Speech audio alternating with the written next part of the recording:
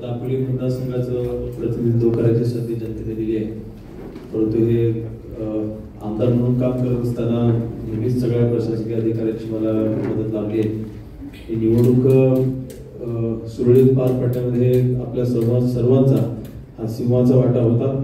एकही बूथवरती कुठेही भांडण नाही, कुठे भांडण नाही, ह्यासाठी श्रेय आपल्या सर्वांचा आहेच। परंतु माझे प्रतिस्पर्धी जेवढे पक्षाचे सगळे प्रतिनिधी होते त्या सगळ्यांचे देखील अभिनंदन करतो की आपण सर्वांनी शांततापूर्वक वातावरणामध्ये आपण ही निवडणूक पार पाडलेली आहे।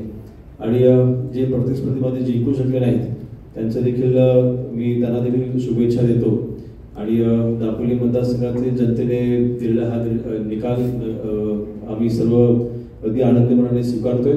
आणि पुढच्या ह्या 5 वर्षांमध्ये जसं मागील 5 वर्षात काम करून कोकणाला न्याय द्यायचा प्रयत्न केला तसाच न्याय पुन्हा पुढच्या 5 वर्षात द्यायचा नक्कीच प्रयत्न करू। पुन्हा एकदा सगळ्या अधिकाऱ्यांचे सर आपले देखील मनापासून आभार मानतो। आपल्या सगळ्यांचेच